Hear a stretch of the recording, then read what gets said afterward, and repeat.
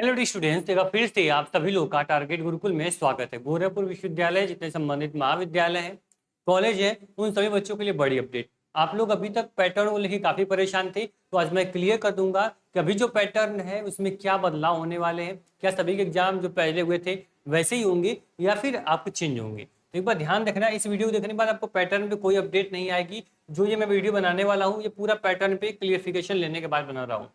जो ये आपकी अपडेट थी, ये आज से 2 दिन पहले ही मीडिया में आपको देखने को मिला था, लेकिन इसको मैं इसलिए आपको नहीं बताया क्योंकि पहले हमें वेरीफाई करना होता है। आजकल मीडिया वाले क्या है ना, वो कुछ भी प्रिंट कर दे रहे हैं, बस उनको न्यूज चलनी चाहिए, बस बाकी उससे मतलब नहीं ये वेरिफिकेशन करना है कि नहीं करना है, कुछ भी प्रिंट करते रहे। लेकिन हालांकि जो ये अपडेट है ये बिल्कुल सही साबित हुई, और इसमें थोड़ा बहुत जो एक्स्ट्रा नॉलेज मेरे पास है, जो मैं प्रोफेसर से बात करने के बाद मैं यहाँ पे आपको वेरीफाई कर रहा हूँ, वो सब कुछ बताने वाला हूँ। ध्यान सुनना सर, नोटिस को पहले मैं पढ़ूंगा, उसके बाद आप खुद ब खुद सारी चीजें जो होंगी वो क्लियर हो जाएंगी। ठीक, देखो, मंगलवार को परीक्षा समिति की बैठक थी, कुलपति प्रोफेसर पूनम नंदन मैम की अध्यक्षता में हुई थी।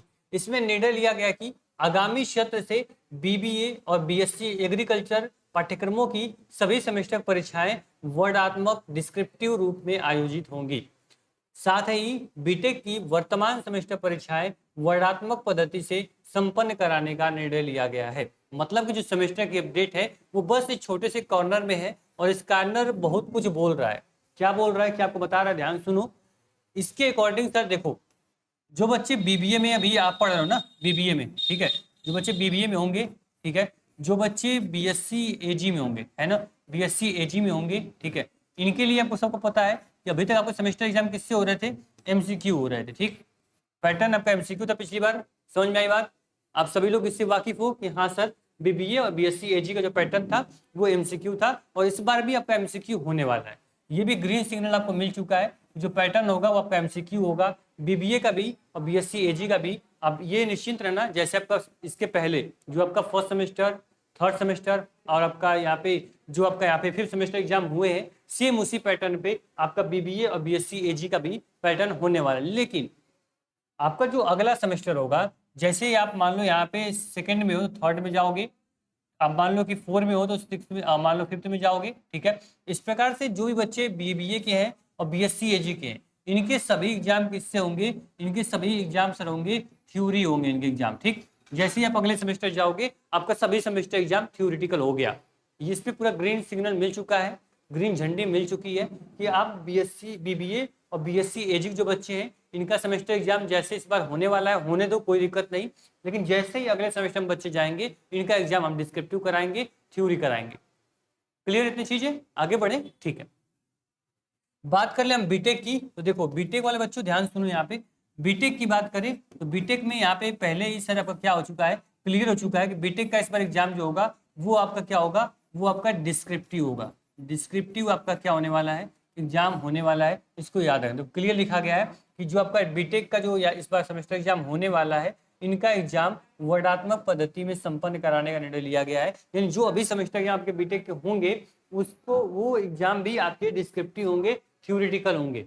ठीक है, इसके पहले कैसे हुए थे कैसे नहीं हुए थे उससे मतलब नहीं है, अब आपका थ्योरी एग्जाम होगा। क्लियर, तो बीबीए और बीएससी एजी वाले थोड़ा सा सुकून की सांस लें, अभी पैटर्न नहीं बदलेगा इस बार, आपका अगले सेमेस्टर में पैटर्न बदल जाएगा, आपका थ्योरेटिकल एग्जाम होगा।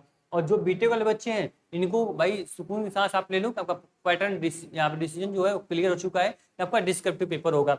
अब बात करो सर जो बच्चे पेपर है उनका क्या होगा, तो सर बता दें आप लोग को कि जो बच्चे पीजी में पढ़ते हैं, पीजी कर रहे हैं, ठीक है, इनका एग्जाम सर आप सब लोग को पता है, इनका एग्जाम डिस्क्रिप्टिव ही होता है। ठीक, डिस्क्रिप्टिव होता है और डिस्क्रिप्टिव होगा, होता रहेगा। ठीक, लेकिन जो बच्चे मान लो कि बीए के होंगे, ठीक है, जो बीकॉम के हैं, ठीक है, जो यहाँ पे सपोज दैट बीएससी के हैं, ठीक, तो इनका exam BSc math, BSc biology, इनका क्या होगा पैटर्न इस बार, तो आप लोग का पैटर्न जो होगा वो सर एमसीक्यू होगा। इस बार एकदम क्लियर है, 100% है कि जिस प्रकार से आपने अपना first semester, third semester, fifth semester exam लिखा है, सेम उसी प्रकार से आपका सेकेंड, फोर्थ और सिक्स होने वाला है। ठीक, लेकिन अब अगली बार क्या होगा, नेक्स्ट सेमेस्टर जब आपका होने वाला है, यानी सपोज दैट कि आप चले जाओगे थर्ड सेमेस्टर में, आप जाओगे फिफ्थ सेमेस्टर में, आप यहाँ मान लो कि जो 6 में होंगे वो 7 में जाएंगे। जब आप लोग का सेमेस्टर एग्जाम का क्या होगा ये अभी क्लियर नहीं है, यानी अगले सेमेस्टर की क्लियरिफिकेशन नहीं है, लेकिन इस बार आपका पैटर्न पूरा एमसीक्यू होने वाला है।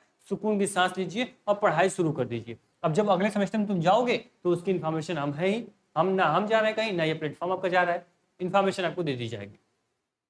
बात करें सर, पैटर्न डिसाइड हो चुका है तो पढ़ाई भी डिसाइड कर ले हम। एक सपना होता है बच्चों को, देखो मैंने एक बच्चे से बात की, बोला कि तुम क्या 80% 90% BA BCom BSc में ला सकते हो? बोला सर क्या बोल रहे हैं आप, मेरे घर वाले बोलते हैं कि 60 प्लस ला दो, इतना बहुत है, इससे ऊपर किसी का आता नहीं है। देखो सर आपको कि आपको पास बस सब कुछ है, आपके पास 2 आंखें हैं, 2 कान है, दिमाग है, ठीक है, सब कुछ आपके पास है। लेकिन जो ये बच्चे हैं ये तो आप ही के बीच से निकले हुए हैं ना। यहाँ पे देखो 92% बीकॉम फोर्थ सेमेस्टर, यहाँ पे देखो 8.37 CGPA बीकॉम फोर्थ सेमेस्टर। यहाँ पे वहीं आप देखोगे तो यहाँ पे आप आगे आओगे, यहाँ BSc का देखोगे, BSc में आपका 9.11 CGPA। ये सारा BA का देखिए, बीकॉम BSc या फिर LLB BA LLB BSc का देख सकते हैं 8.48। इसी प्रकार BA का स्टूडेंट देखोगे तो सब बच्चों ने इतना अचीव किया है, किस लिए किया है, क्या रीजन है इनके पीछे? तो आपके पास सब कुछ है लेकिन आपके पास सारथी नहीं है। सारथी क्या चीज है? तो सारथी एक ऐसा बैच है, अगर आप नहीं जानते हो बता दें आपको, जिसमें आपको कंप्लीट आपको MCQ, कंप्लीट आपको PDF notes, class theory questions, आपको पूरा वीडियो लेक्चर्स यूनिट वाइज आपको इस बैच में दिए जाते हैं। आपका कोर्स कोई भी हो, BA BCom BSc BA LLB या LLB, आप सभी लोगों के लिए ये सारथी बैच एकदम आपके लिए वरदान है। आप पूरा सिलेबस सेमेस्टर का कंप्लीट कर लेते हो, पूरा सिलेबस का यूनिट वाइज टॉपिक क्लियर है, उसका क्वेश्चन प्रैक्टिस कर लिए, डाउट क्लियर हो गया आपका, अब एग्जाम करा लो, कोई दिक्कत नहीं। एग्जाम में हम 9.5 CGPA, 9.8 CGPA, 8.5 CGPA तक हम रिजल्ट लाते हैं। और यही चीज़ है जो विश्वविद्यालय को परेशान कर रही है, इतना हाई रिजल्ट जो आज तक कभी नहीं गया, इतना रिजल्ट कैसे जा रहा है, उनको शायद सारथी के बारे में नहीं पता है। और वो प्रोफेसर पे हमेशा यहाँ पे उनको बोल रही है कि कैसे क्वेश्चन आप बना रहे हो, बच्चों के पूरा जो पढ़ाया जा रहा है उसी से मैच कर दे रहा है। तो इस बार प्रोफेसर को भी पूरा गाइडलाइन दी गई है, लेकिन आप परेशान ना हो, प्रोफेसर सिलेबस के अंदर से ही क्वेश्चन बनाएंगे और वो डेफिनेटली जो क्वेश्चन हम देने वाले हैं वही क्वेश्चन आपके पेपर में आने वाले हैं, ठीक है। एक चीज और बता दें, जो बच्चे टारगेट सेमेस्टर से, टारगेट गुरुकुल से पढ़ के कहीं ना कहीं लाइफ में कुछ भी कहीं भी हो, ठीक है, किसी सेमेस्टर में हो, चाहे वो एंट्रेंस में ही टारगेट गुरुकुल उनके लिए वरदान साबित हुआ हो, उनकी हेल्प किया हो, तो एक बार आप करना क्या है, आपको इस सम्मान समारोह में जरूर आना है।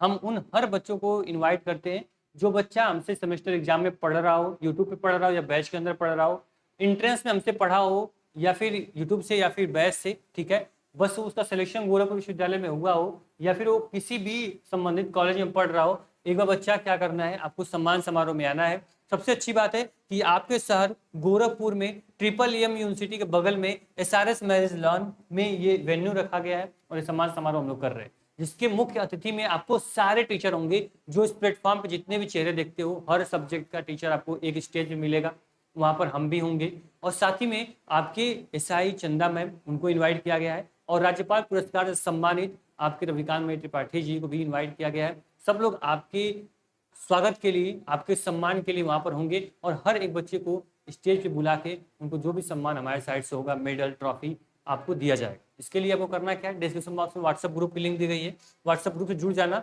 और आप लोगों को याद रखना 13 अप्रैल आपको सुबह 10 बजे से प्रोग्राम शुरू होने वाला है। कहाँ पे होगा? SRS marriage lawn near EEM university, ठीक है, इसको याद रखना। और हाँ, आप इस बार और मेहनत से, शिद्दत से मेहनत करो, जिससे कि जब ये सम्मान समारोह 2026 हम लोग कराएं तो आप लोग भी गर्व से आओ और आप लोग भी गर्व से वो मेडल, वो ट्रॉफी उठाओ कि हाँ मैंने सेमेस्टर में अच्छा स्कोर किया है। तो आपको लगता है तैयारी मैं कर रहा हूँ, मेरे परिवार नहीं देख रहा है, मेरा विश्वविद्यालय नहीं, मेरे दोस्त नहीं, मेरे यार नहीं, मेरे रिलेटिव कोई नहीं देख रहा है, लेकिन ये प्लेटफॉर्म आपकी मेहनत को देखता है और उसको सम्मानित भी करता है। ठीक, आराम से आइए आप लोग, हम आराम से। एक चीज ध्यान देना सर, आपको बच्चे बोलेंगे सर कितने CGPA से ऊपर वाले बच्चों को बुलाया गया है, तो स्वागत सभी बच्चों को किया जाएगा, सभी बच्चों को यहाँ पे इन्वाइट किया गया है, लेकिन जो बच्चा 7+ CGPA लाया है उन सभी बच्चों को हम सम्मानित करेंगे। एक बार जरूर आप लोग आए, ठीक है। बाकी जो पैटर्न है मैंने डिसाइड कर दिया सर, जिसका पैटर्न होने वाला था, पैटर्न मैंने यहाँ पे क्लियर बता दिया है। अब इसको लेके मन में कोई डाउट मत रखना, ठीक है, पढ़ाई करो अच्छे से शिद्दत के साथ, ठीक है।